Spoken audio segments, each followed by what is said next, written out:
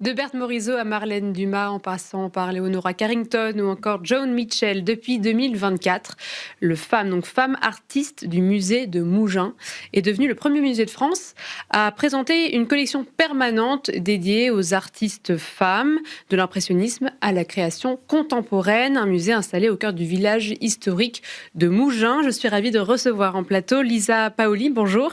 Bonjour Sybille, merci beaucoup. Donc vous êtes directrice du musée Femmes. Tout d'abord, est-ce que vous pouvez nous raconter l'histoire de ce musée ? Comment est-ce qu'en 2024 est arrivée cette collection d'œuvres réalisées par des artistes femmes? Ah oui, avec grand plaisir parce que je suis passionnée. En fait, le musée est un musée privé, donc situé à Mougins dans le sud de la France, qui appartient à un collectionneur et philanthrope britannique qui s'appelle Christian Levett. Oui. Et Christian avait déjà un musée à Mougins qui s'appelait le musée d'art classique de Mougins, qui exposait ses œuvres antiquités, égyptiens, gréco-romains, avec des œuvres modernes et contemporaines, mais inspirées par le classicisme. D'accord. Et donc, il a ouvert ce musée en 2011.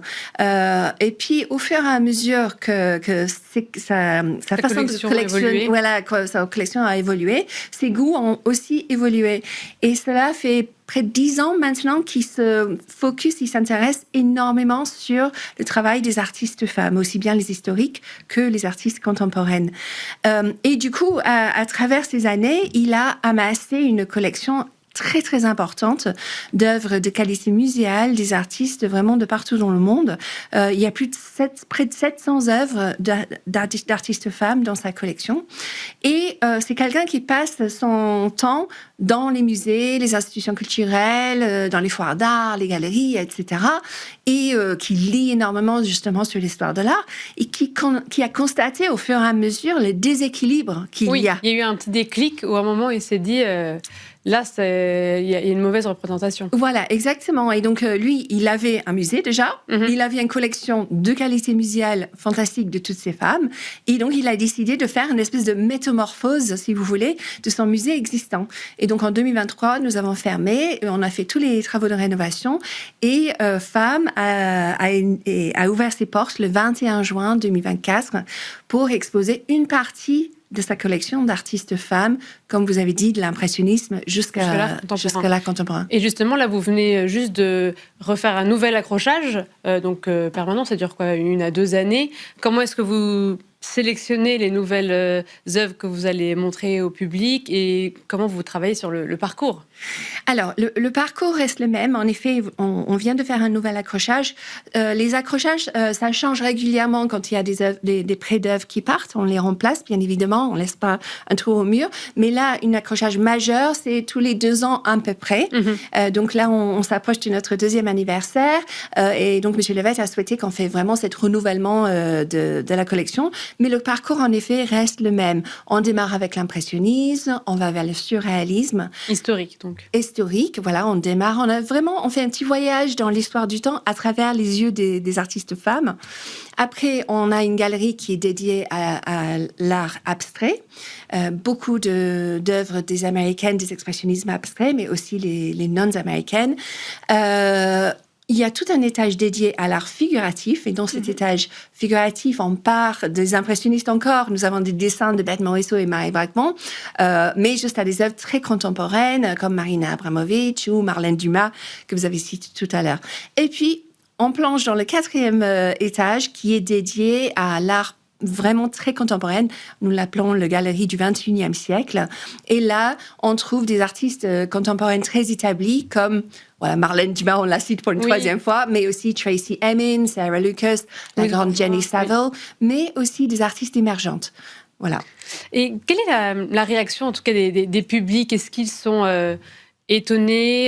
Est-ce qu'il y en a beaucoup qui ne connaissaient pas ces artistes? Comment vous voyez la réaction des personnes qui viennent? Alors, je viens d'avoir les frissons juste le fait de répondre, parce que nous avons une telle réaction positive des visiteurs, tous les visiteurs, tous les âges. C'est une découverte, en effet, pour énormément de monde. Il y a des noms très connus que peut-être les gens connaissent, mais il y a vraiment des choses impressionnantes, notamment chez les surréalistes, que les personnes ne connaissaient pas du tout. Un Leonora Carrington ou un Leonard Fini, un Dorothea Tanning. Et donc, c'est une belle découverte.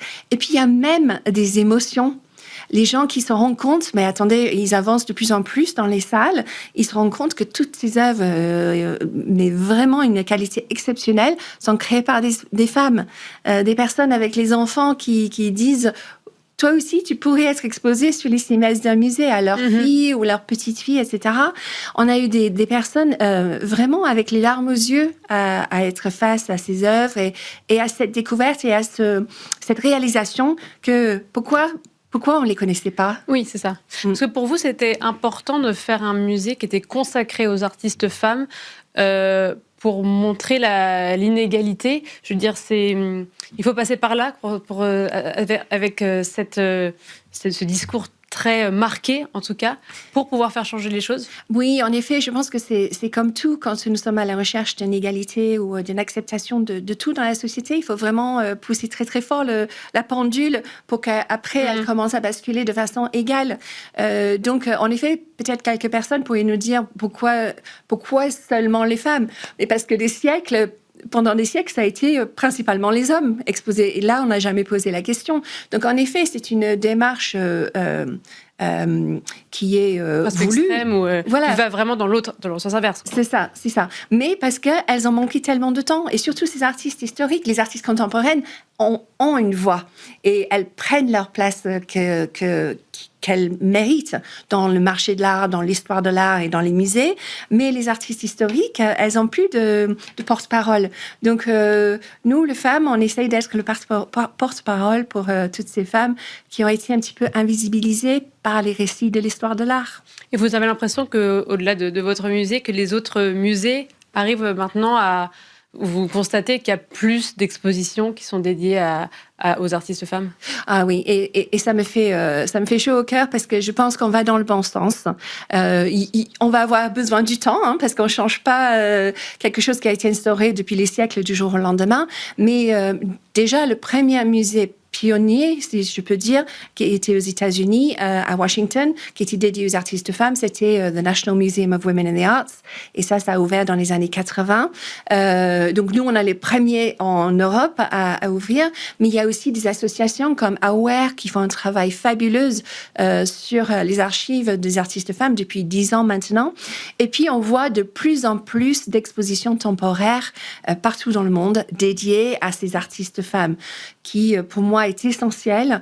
Voilà, ça reste éphémère dans l'exposition, mais il y a souvent un catalogue d'exposition qui l'accompagne. Et donc, ces publications-là sont très importantes pour justement laisser des récits de l'histoire de l'art et que ça puisse être transmis aux générations à venir et étudié et qu'on ne les oublie plus, ces femmes qui étaient à leur époque connues. Oui, en plus. Et est-ce que vous avez l'impression, vous avez le regard musée, mais est-ce que vous avez l'impression que ce travail muséal a un impact après sur le marché? Est-ce qu'il y a des vases communicants? Oh oui, je pense que c'est indéniable. On ne peut pas totalement séparer les deux. Les buts sont différents, mais l'un a une réaction sur l'autre. Bien sûr. Oui, tout à fait. Vous avez, en termes de marché, vous savez si il y a une égalité qui progresse?